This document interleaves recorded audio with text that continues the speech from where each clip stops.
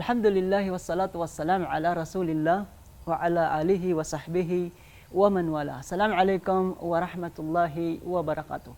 Mga giliw na tagapakinig, ang atin pong maigsing topic ngayon sa tinatawag nating la'allakum tattakun. Ito ay Arabic terminology kung saan ang kanyang kahulugan, harinawa, kayo po ay magkaroon ng takot. At tayo po ay sinabihan ng kataas-taasang Allah subhanahu wa ta'ala na mabasa sa maraming talata ng Quran. Sa kanyang sinabi, ang kataas-taasang Allah subhanahu wa ta'ala ay nagsabi, Ya ayyuhalladhina amanu taqullaha haqqa tuqatihi wa la tamutunna illa wa antum muslimun.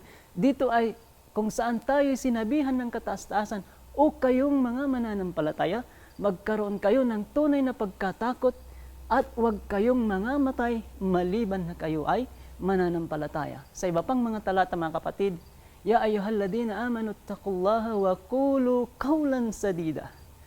At anong ibig sabihin mga kapatid kung saan sinabi ng kataas-taasan, o kayong mga mananampalataya, matakot kayo ng tunay na pagkatakot kay Allah subhanahu wa ta'ala at kayo'y magsalita o magsabi ng pawang mga katotohanan. Sa mga talata pa, Ya ayyuhalladhina amanu taqullaha wal tandur nafsum ma qaddamat ligad.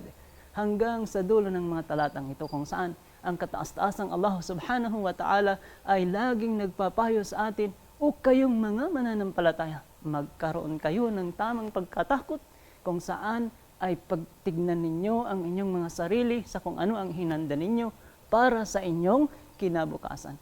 Mga kapatid, inaanyayahan ng bawat isa na maging matatakotin kay Allah subhanahu wa ta'ala sapagkat ang pagkakaroon ng takot, ito po ay maisasagawa natin ng eksakto sa ating mga pagsamba sa Kanya. Hindi po tayo gumagawa para sa ibang tao, kundi para kay Allah subhanahu wa ta'ala sa pamagitan ng ating takot, partikular sa mga usapin hinggil po sa Ramadan, sa fasting, sa sala, at anumang mga gawain. Ito mga kapatid ang payo mula sa akin, para sa akin at para sa ating lahat.